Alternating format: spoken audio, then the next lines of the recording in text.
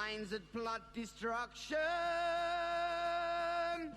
sorcerer of death's construction, in the fields of bodies burning,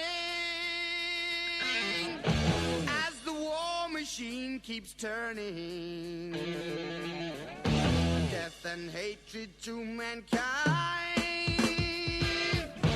poisoning their brainwashed mind. Welcome to the Anarchist World This Week, broadcast across Australia on the National Community Radio Satellite. Listen to the Anarchist World This Week, Australia's sacred cow slaughterhouse. Listen to analysis of local, national, international events. Listen to analysis you'll never hear anywhere else.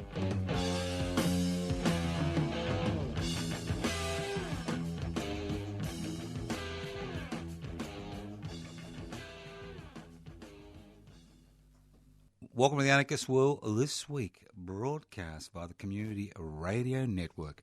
This program is streaming live via 3cr.org.au. The program is podcast. You can access the podcast by going to 3cr.org.au. So if you need to change somebody's nappy, the bikie next door needs a cup of sugar for his lab, don't despair. The program is podcast. You can go to 3cr.org.au and pick it up at your leisure. My name's Joseph Toscano. I'm hosting today's program. Here we go again. The word anarchist, anarchy, anarchism. What does it all mean? Very simple. Anarchos, without rulers. So, if there are no religious or secular rulers to keep us in our place, is the fact that we are tainted with original sin mean that we will rape, pillage and murder each other ad nauseum? Or will we discover other mechanisms via which people can live in an egalitarian way? And obviously, if you want to create a society without rulers, then you need to devolve power and you need to share wealth. And you devolve power through direct democratic processes where the people involved in decision make that decision, then appoint or elect recallable delegates to coordinate those decisions at a local, regional, national, even international level.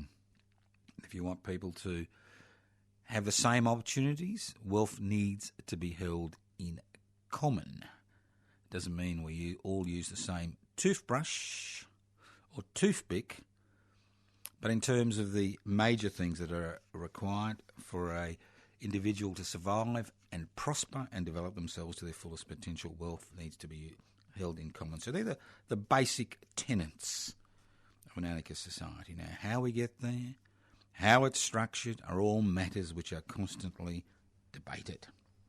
But getting back to the real world, I can't believe this. There's an old man has stumbled into the studios. I don't know what he's doing here. I think he's looking for his something, maybe his wallet.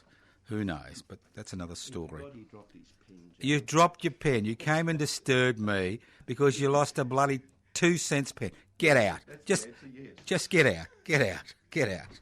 I can't believe this. Here I am trying to make sense of the world, and he comes into the studio unannounced looking for a pen. Extraordinary things we have to put up with. Ethics and morals. Interesting, isn't it? Now, when the cricket scandal broke, I wasn't that perturbed or fussed, and I didn't really realised the significance of what had happened, because I'm not much of a sports follower. But when I saw patient after patient, unannounced, almost cry about what had happened, I thought, maybe I should take a little bit of notice of what's occurring, what people are saying, why they feel so cut up about it all. I mean, eventually it is a sport, right? Gambling occurs, people are paid well, it's a sport, okay? Nobody lives or... Well, I won't say that. Not many people live or die depending on the result. It's a sport. And I remember that old Australian English saying, it's not cricket. It's not cricket. Analogy to the fact that if something's not quite right, it's a bit dodgy, a bit smelly, it's not cricket, you know me, man. It's not cricket. So possibly what we are seeing is something that goes beyond somebody, playing with a ball. Not their balls, although I think that's what the tape was doing. But it goes far beyond the fact that somebody tampered with a ball. Now, obviously, cheating is part and parcel of professional sport. We've even now got the situation where they're going to X-ray bikes to see they've got little miniature engines in them to help competitors. Forget about the drug testing. And then we saw the kerfuffle regarding the Russian team, the fact that many of them were pin-up boys and girls for the pharmaceutical industry, but that's another matter. So professional sport is sport. We've always been interested in sport, but this goes beyond that. This goes beyond a little bit of ball tampering, a little bit of cheating, because that's part and parcel of professional sport, especially when you link professional sport with gambling, alcohol, advertising, and pretty decent wages for the top of the crop, but especially the gambling aspect of it. But it's not just the game, whether you win or lose, but it's who makes money on the game, as we see in horse racing, as we see in many other sports. We see people throwing games because of the influence of the gambling industry. But this goes much more. This goes to the very essence of who we are as a nation. And maybe, I'm not exaggerating when I say, it may be a wake-up call to the people of this country, how people who behave ethically and morally are in 2018 considered to be losers, total losers. And those organisations and individuals who behave unethically and immorally seem to get the gravy. They seem to get the biggest prawn on the barbie, if not all the prawns on the barbie. They seem to be, driving the Lamborghinis. They seem to be able to afford the 5-star hotels and the first-class tickets around the world. While ordinary people going about their day-to-day lives, trying to look after their responsibilities and their children, trying to make a buck, pay their taxes on time, pay their bills, the backbone of this nation's taxation system, over 70% of every dollar that comes in taxation doesn't come from the companies, it comes from pay-as-you-earn taxpayers.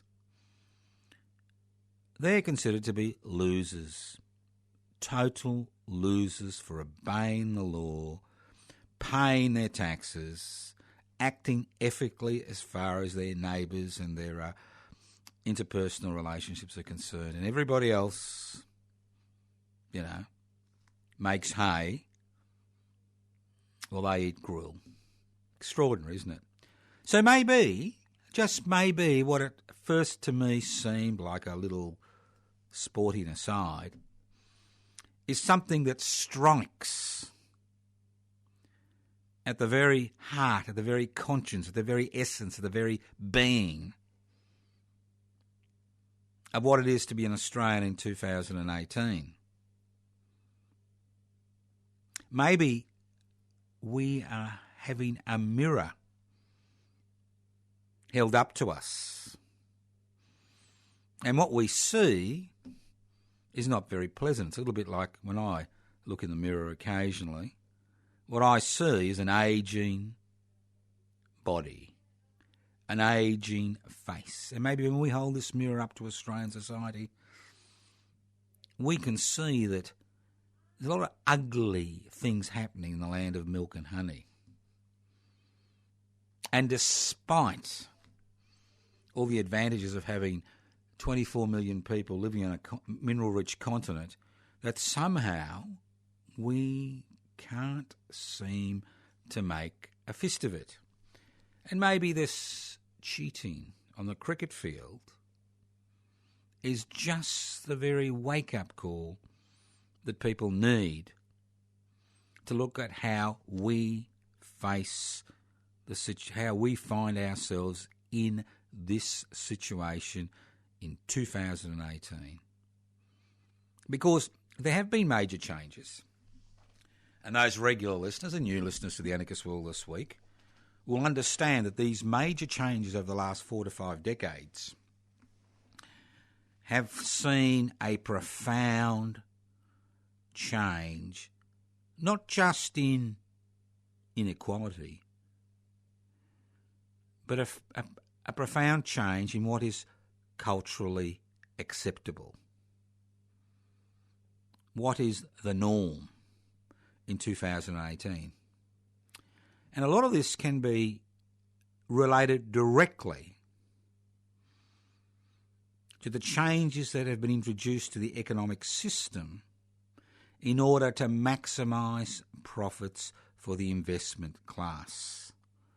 That small section of society, about 9 to 10% of Australian society, that has a disposable income to use this country's investment-friendly taxation laws, whether it's tax imputation credits, getting tax deductions for owning a second home, and the list goes on and on.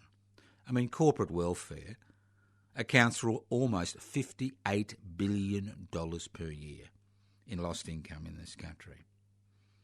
So maybe the fact that we've embarked on a deregulation trajectory, and that in plain English means that all the laws that were created over the last, before, in the 40s and 50s and 60s to protect individuals from the arbitrary exercise of company power and state power are removed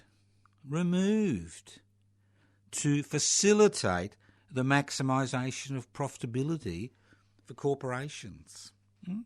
Deregulation. All those laws that were put in place to ensure that there are food handling laws, that there are laws which govern the way buildings are structured. And as we've seen more and more laws being removed which protect individuals from harm, we see an increasing inequality in this country. And remember, we're not some piddly little island which is sinking in the middle of the Pacific. Well, we aren't some country as poor as Bangladesh, which is forced to look after a million refugees that are, poured over the Burmese border, the Myanmar border, in 3 or 4 months.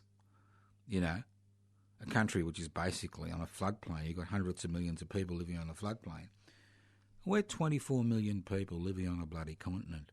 Mineral rich, agriculturally rich in comparisons to many parts of the world. Then we've seen the privatisation cancer, which eats away the very ethical positions we have on ensuring that nobody falls through the safety net, which was created through the social security system to ensure that at least everybody has the ability to survive and have their basic human needs met physically, maybe not emotionally, but physically. And what we've seen with the privatisation mania that has swept the country, which has been the mantra of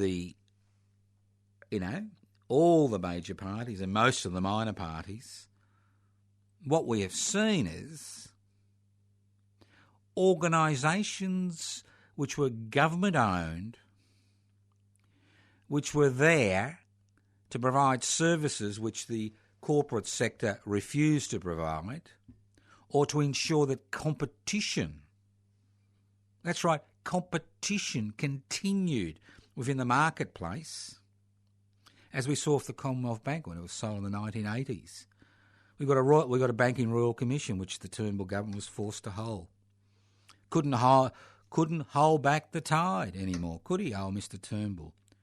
He wasn't King Canute, although King Canute, understood that you can't hold back the tide, although his courtiers didn't understand that.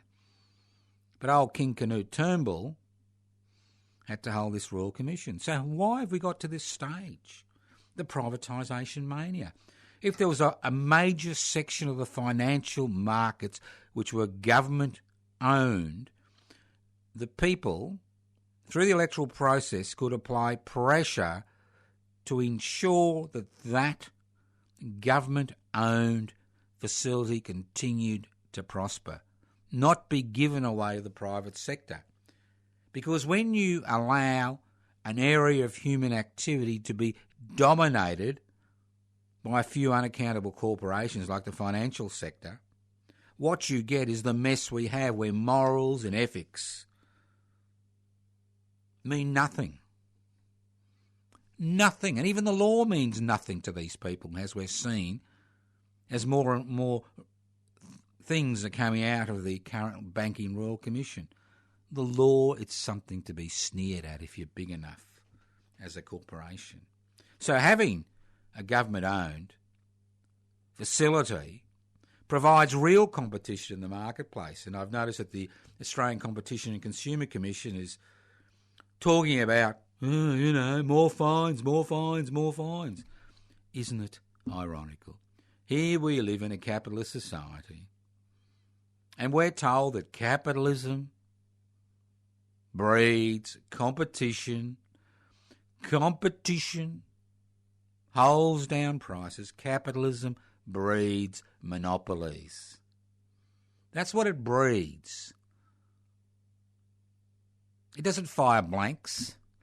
It fires sperm that has monopoly in it. It creates monopoly. So the state has to set up an Australian Competition and Consumer Commission in order to ensure that there is competition. How ridiculous. The way you ensure there's competition is you create a mixed economy where you've got the private sector competing with the public sector in the same arena, whether it's financial, housing, and the list goes on and on. Then we have that other beautiful thing called globalisation. I'm not against free trade, if it's free. But globalisation isn't about free trade. It's about breaking down national boundaries, removing the right of sovereign nation states to pass legislation, introduce legislation which protects their citizens, and giving that power to privately owned corporations. Now, obviously, in such an environment, ethics and morals are totally dispensable. Although some corporations like to think they're acting morally because they send down their employees, to clean up a bit of garbage on the foreshore once a year while ripping off their customers. And then we have corporatisation, which I, kind of mentioned before, that capitalism creates corporations. Corporations dominating the marketplace kills competition. If it's about making a buck, ethics and morals are disposable commodities that you can put in the shredder, in the paper shredder. And that's what we're seeing. So what we're seeing as far as this cricket crisis, you like that? Cricket crisis. The cheating cricket crisis is concerned. Maybe I can find another word, a C word, to add to that. Maybe this is more than just a few people cheating in a cricket game, and maybe they've done it before. Maybe it's much more. Maybe it's a reflection of where we have gone as a community, where we're marching to. It's holding up a mirror to ourselves, where we are seeing that all the major institutions in this country, or a great majority of the major institutions in this country, that are government run and privately owned, have jettisoned ethical and moral behaviour in the race to make a buck. And all that matters is that race to make a buck. It doesn't matter how many people you trample. It doesn't matter how many homeless people you create. It doesn't matter how many people suicide as a result of the situation they find themselves in. It doesn't matter how many people's life expectancy is shortened because of poverty. It doesn't matter how the lives of many children are blighted before they even leave school because of the upbringing and situation they find themselves in, because of institutionalised poverty, institutionalised inequality. It doesn't matter. All you've got to do is listen to the news or read a newspaper or go on social media. The only important thing is profitability. How much profit's been made, how high the stock market's gone, how low it's gone. What's the CEO's salary? What's the latest lurk as far as, not paying taxation? That's all that seems to matter. That is the debate at the minute. That is the debate. There is no debate regarding how to address the growing inequality in this country. There's no debate about the commonwealth and how it should be used for the common good. There's no debate about parliamentary legislation which will redress this situation. There's no debate about creating government-owned institutions to overcome the avarice, the greed of the private sector. It's not there. I have to laugh every time somebody talks about the electricity market. I remember when every state government had owned the electricity generating units, and that was it. You paid your bills, end of story, You liked it or not. There was a bit of dispute occasionally between the workers in the generation facility and the government. Now, you've got all these actors. You've got a regulator. You've got a number of private providers. Some own the poles. Some own the generators. Some do this, some do that. And you can never get any agreement about anything. Just extraordinary. Listen to the Anarchist World this week, broadcast across Australia via the Community Radio Network. My name's Joseph Scone. I'm hosting today's program. Look, if you're interested in these issues, if you're concerned about the ways, Australia is going, where the interests of the few always take precedence of the interests of the many, well, then I encourage you to join public interest before corporate interest. We're trying to create a political party which puts the interests of the many before the interests of the few. Public interest before corporate interests. Not that we are stupid enough to think we will be elected, but what we want to do is we want to change the debate that is occurring in this country. The debate about the need for the private sector to be kneecapped, the corporate sector to be, called to account, and state-run enterprises to be established in order to create competition. So think about it. Public interest before corporate interests. Go to the webpage, pibci.net, pibci.net. Download the application form. That's simple. Haven't got a computer? Don't despair. You can write to me. Post Office Box 20, Parkville 3052. I'll send you out 100 application forms if you've got 100 friends. I'll send you out one if you got no friends. Or you can leave a message on 0439 395 489. 0439 395 489. Contact address, bingo. put a contact address there and a name, and we'll send you out some application form. Because you do have options. You know, we're not gunned down yet.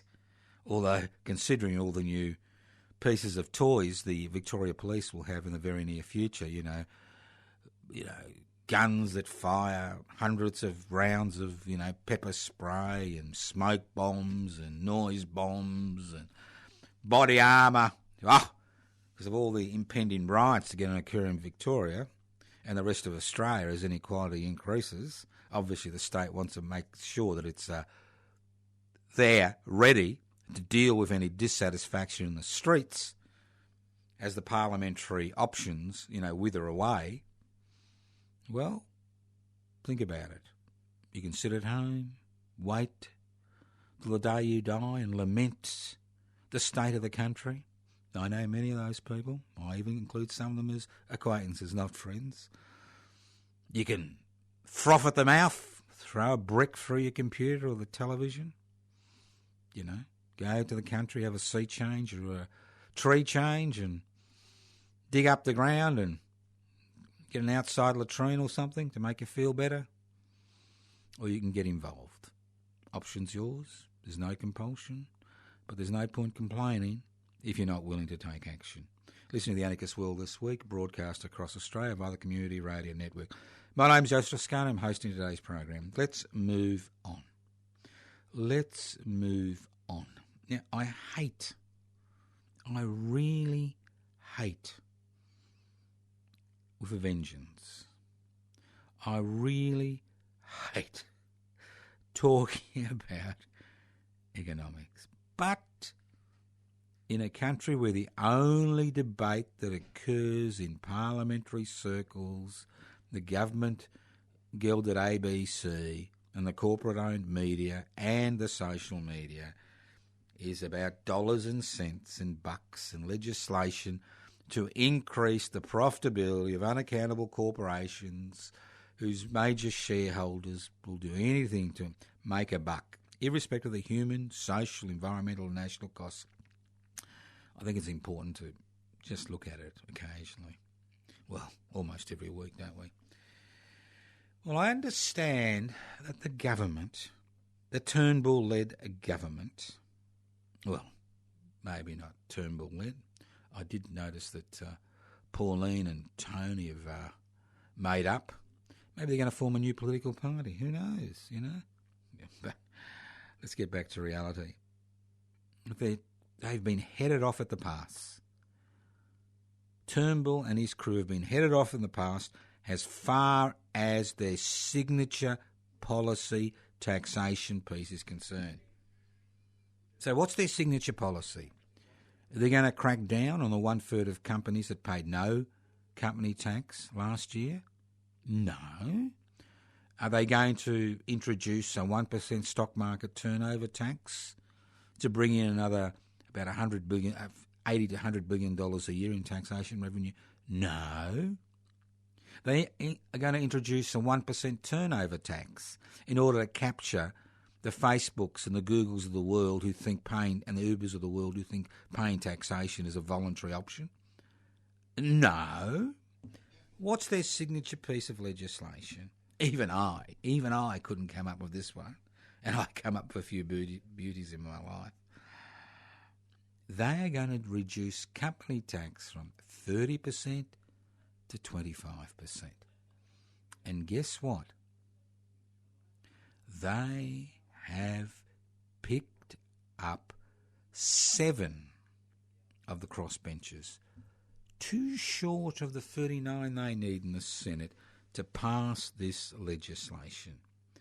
This signature piece of the Turnbull government, a legislation which will enrich Mr. Turnbull, one of the richest men in this country, as well as many individuals and corporations in this country who really don't need an extra buck. They got enough. Learjets, helicopters, holiday properties, you name it. They got enough. Maseratis, Ferraris, they have enough. Okay. So what would have happened? What would have happened if this 25% tax cut had been approved by the Senate, because it's already been approved by the House of Representatives.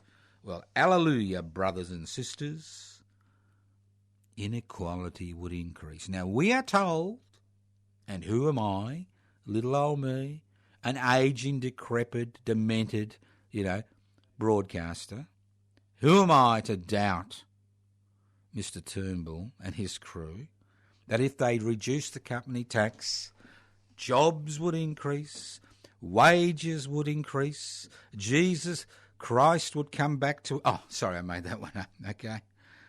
Well, some people do research on this stuff. Maybe not me, but people do research on this stuff, and some of them very credible in terms of, not in my eyes, but in terms of the corporate eyes. And guess what? 30%, 30 cents in every dollar, right? 30 cents in every dollar which would have been saved would go into the pockets of 15 companies. And when you think that 57% of shares in this country are owned, or 50% of companies in this country are owned by foreign investors, you begin to realise what it all means. So 15 companies would obtain 30% of the profits. Now, where does this money go normally? Do people say, wow, we have saved $2 billion in company tax, we will give this to our workers, the people who create the wealth? No. What happens is CEO salaries increase, so instead of people can update their helicopters and Learjets. Return to shareholders increase, whoop-de-doo for the investment class in the land of Oz. And companies buy back shares, which means that those shares that are left become even more and more expensive. So, think about it. This signature, this essence of the Liberal National Party, this beating heart of the beast, will enrich people like Turnbull, personally enrich people like Turnbull. Maybe he shouldn't vote on it because he's got a conflict of interest.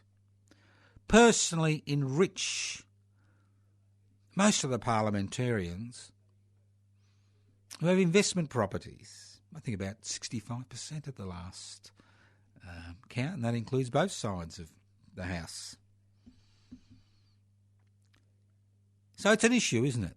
It's a real issue. This is the signature. The signature policy isn't, well, we'll increase the New Start allowance by 10%, just to ensure people who can't find work or are trying to retrain can keep body and soul together instead of giving them an increase of 50 cents a day. Whoa, 50 cents a day. We spoke about this last week. I'm so excited. 50 cents a day. No, or maybe we will kind of put more money into the health system. Don't be ridiculous, Joe. And what's so ridiculous about all this is that 1/3 of companies don't pay any company tax.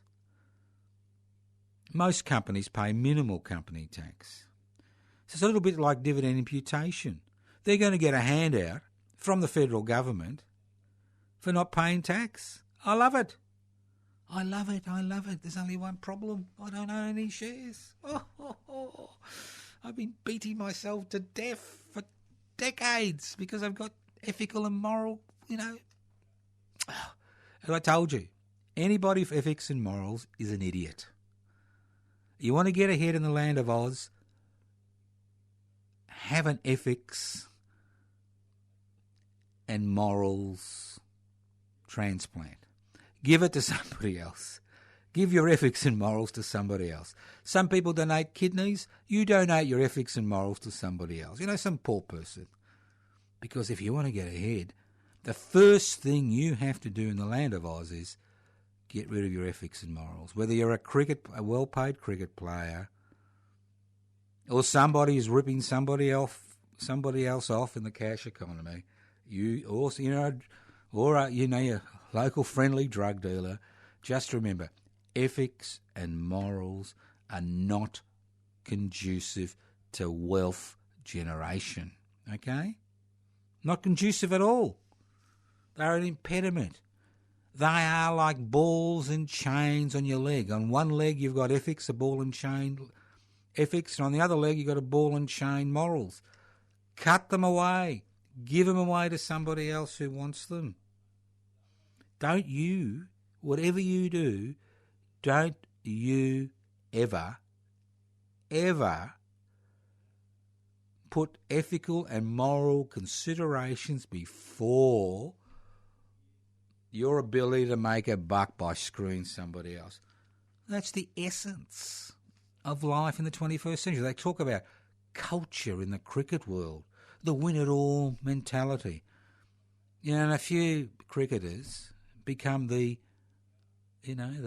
laughing stock or whatever. People say, look at them, put them in the gibbet, look at them, put them in the stocks, let's throw a few tomatoes at them.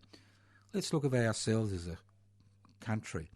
Let's look at the cultural prerogatives of this country, where those who have money pay the least tax, where those who have money bankroll political campaigns like reducing company tax to augment their profits, while those who don't have access to resources do what they can with what's been brushed off the scraps that have been brushed off the corporate table. And when they land on the floor, we tend to fight ourselves for those scraps. All right, let's move on. Something a bit more positive. But I am positive. People say, oh, Joe, you're so negative. I'm not negative. I'm positive. If I was negative, I wouldn't be here. Why would I waste my time talking to four walls, talking to listeners across this country, trying to motivate people to take action, trying to motivate people to get organised?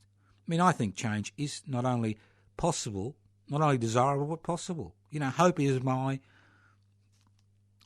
motto. Hope. The love child, desire and expectation. The desire for change, the expectation that change can occur. Every activist has hope tattooed onto their forehead. Desire for change, expectation that change will occur. Love child. Hope of desire and expectation. Because if you've got no hope, if you have no hope, there's no possibility of change. So I encourage you, join public interest before corporate interests. Join the Wednesday Action Group. Join us in the West Papuan Rent Collective. On Sunday the 8th of April, you're invited, at 1 p.m, you're invited to lunch.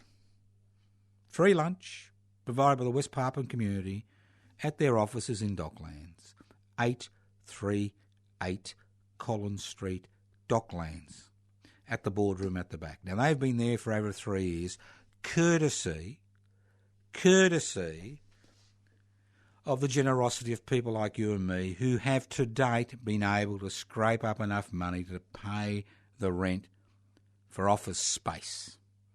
And obviously we're having a great deal of difficulty meeting those obligations currently because we need more members of the Rent Collective. We need more members in the Rent Collective. That's what we need. We need more members in the Rent Collective.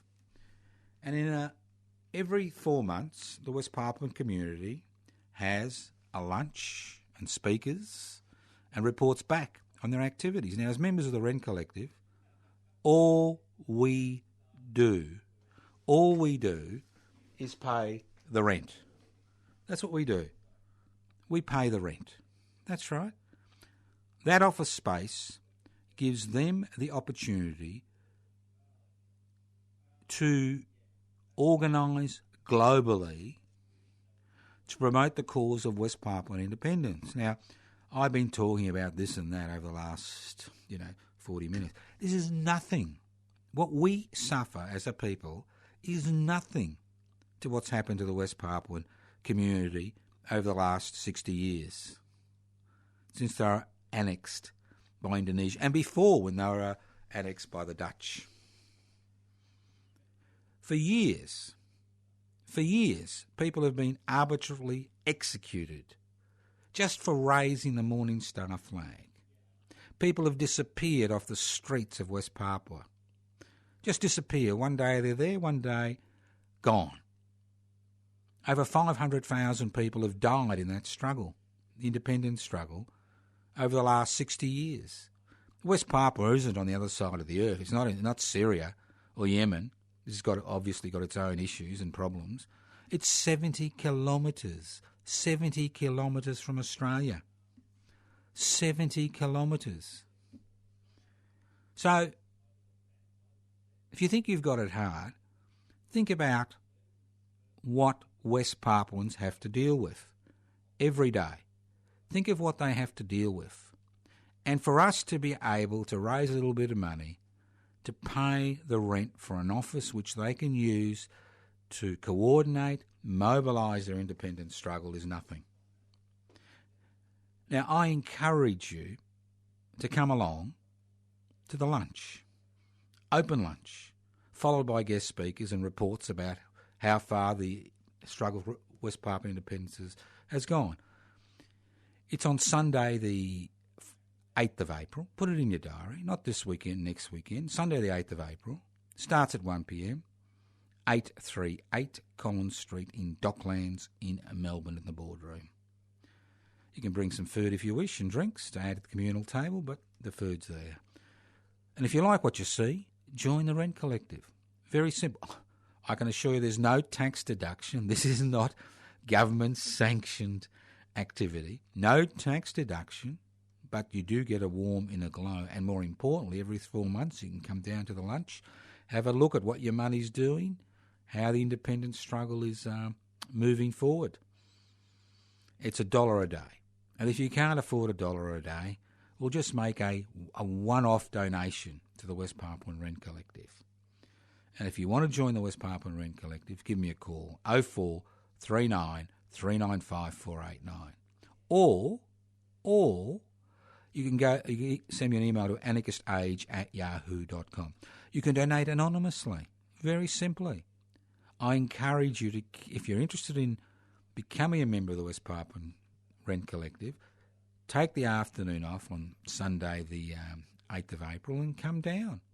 Meet the activists, meet their supporters, see what's happening, and become a new member of the West Papuan Rent Collective. We need at least another 15 to 20 members in the next 3 months. If not, we will have to seriously look at actually relocating the West Papuan office. That's how serious things have become. People move on, people die. We need people to assist us in this. And the beauty is you can do it anonymously. There's no tax deduction. You can, you want to lose weight. The money you save from not buying a pizza or a takeaway meal can go into the West Papuan Rent Collective at $1 a day. Still smoking fags, spending $40 a day on a packet of fags? Come on. How about spending $30 a month to keep an independence struggle going? Simple. Got a drug habit? Want to kick it off? Think of all the money you're going to save. I'm sure you can save $1 a day for the West Papuan Rent Collective. So I know we are harping on it currently, but we do need to harp on it. I mean, it's one thing to say, whoa, I support West Papuan independence. I support this, I support that. But this is a good way of, putting your money where your mouth is. And that's something which a lot of radical activists don't do these days. I know we haven't got much money. Most people haven't got much money who are radical activists. But $1 a day is something. If you can't do it, if you have coffee with friends once a week, ask them to say there's 7 friends, ask them to put an extra $1 in a jar. Bang, $7 for the week. There's your money for the Rent Collective. Very simple. But try before you buy. I sound like one of these spruikers, Try before you buy. Come down to the open lunch. 1 p.m. Sunday the 8th of April, 838 Collins Street. Just walk round to the back. The boardroom's there. Plenty of people there. Enjoy the food. Enjoy the speakers. Meet people. And if you like what's happening, have a look at the office upstairs. If you like what's happening, join the Rent Collective for the next 12 months. Listening to the Anarchist World this week, broadcast across Australia via the Community Radio Network. Now, sometimes we think that certain things are chiselled in stone and that can never be changed. And time again, we see popular movements, that's right, popular movements that change situations which have occurred for hundreds of years in the space of a few years. And we are seeing one of these spontaneous popular movements gathering momentum in the land of the brave and the free, the land of the groper, the United States of America. Last week, we saw over 800 demonstrations across the country, many with tens of thousands of people in them, arguing for gun control in the United States of America.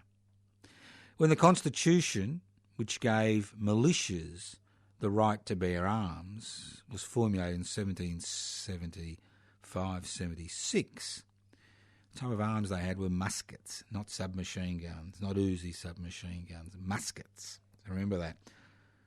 So the increasing number of people who are dying in massacres in the United States of America has finally forced the young, that's right, not the decrepit, not the old, not the middle-aged, but the very young, those at the point of that gun, those who survive those massacres, those who have that fear in the back of their heads every day. It has forced them to mobilise.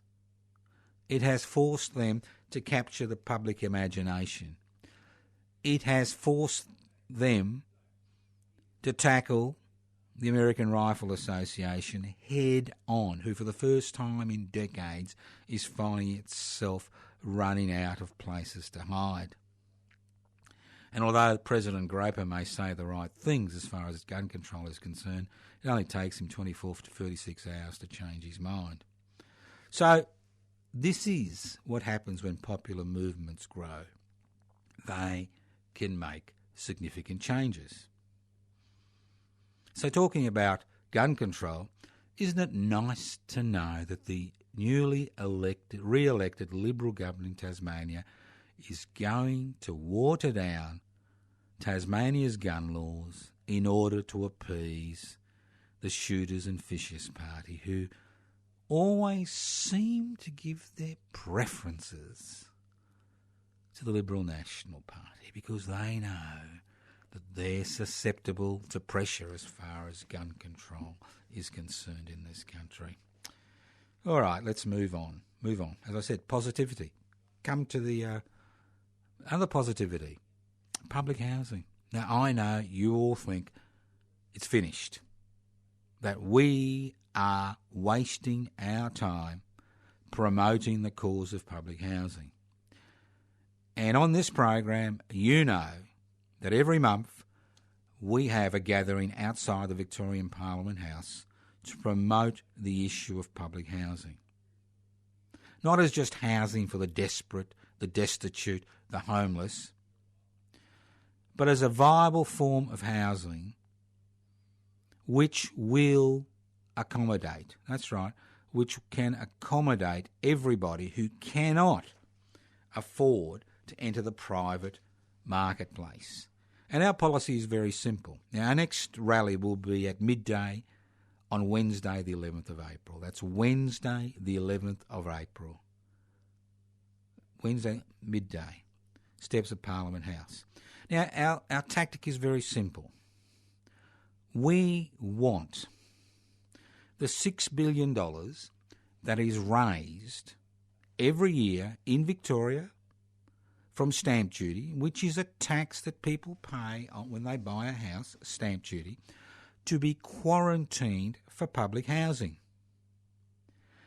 Now, if we can spend in Victoria tens of billions of dollars building roads, tunnels, you name it, we build it, okay? Why can't $6 billion be set aside to provide public housing which, as it grows, would place downward pressure on rents and housing prices at the lower end of the market? It's very simple. $6 billion in public housing, $1 billion, say, for administration and repairs, $5 billion to spot purchase or build new homes. You could spot purchase or build between 20 to 25,000 new units, homes every year in the state of Victoria. That would house at least 80,000, possibly 100,000 people. In 10 years, that means that 1 million Victorians would be living in public housing. If there's 1 million Victorians living in public housing, less demand for private housing. Investors would, jump out of the private housing market at the lower end. Prices would be reduced. More people can enter the private housing market. Rents would decrease. So it's a total win-win situation. But can we gain any traction on this issue? Are we able to gain any traction on this issue? Despite numerous conversations with numerous people, the answer is no. It's as if nobody wants public housing to be an election issue. Well, we want it to be a Victorian state election issue, and we want to be an election issue in every state, for every state government and every federal government. Because if you can't provide affordable housing to the people you rule, what's the point of having a government? What's the point? There's no point at all. So this particular struggle is important. If you can join us at midday on the 11th of April on the steps of the Victorian Parliament House, very good. That's Wednesday. If you can't, continue to try to make this an issue. Contact your local representatives. Tell them you want this to be the primary issue at the state election. Not building more tunnels, not fudging about, whether the red shirts did this or the red shirts did that, but public housing. We can accommodate up to 2 million people within 15 to 20 years if every cent that is raised from stamp duty is earmarked for public housing. All right? Think about it. Easy. So there are a lot of easy things that we can do. Very simple things that we can do to make a difference. But again, it's up to you, There's a lot of things on the internet, it's good pressing buttons saying like, and then if you like something, well, that's the end of it, isn't it, Or you can shout at the television screen, at the news, well, that's the end of it too. Or you can tear up your membership card for the Gunner tribe, I'm going to do this or going to do that. Or you can tear up your membership card of the somebody should do something about that tribe and join public interest before corporate interest. Thank you for listening to The Anarchist World this week, broadcast across Australia via the Community Radio Network. This program is podcast. You can access the podcast by going to 3cr.org.au, 3cr.org.au. This program has been streaming live on 3cr.org.au, courtesy of the Community Radio Network. You can write to us at Post Office Box 20, Parkville 3052, Post Office Box 20, Parkville 3052. You can email us at anarchistage@yahoo.com, anarchistage@yahoo.com. You can leave pleasant messages on 0439 395 489, 0439 395 489. You got unpleasant messages, just talk to me face to face. Don't forget, Conjo Ethiopian Restaurant, every Wednesday evening, starts at 6 p.m, finishes about 9 p.m. You pay for your own food and drinks, but think of the wonderful conversations that you can have with so many disreputable people, mainly golden oldies. Thank you once again for listening to The Anarchist World this week on your local community radio station, courtesy of the Community Radio Network. This program is podcast, so if you fell asleep, don't despair. You can access the podcast by going to 3cr.org.au. Send the podcast to your enemies. They'll love it because it means they've got better sense than you have. Thank you once again for listening to The Anarchist World this week on your local community radio station, courtesy of the Community Radio Network.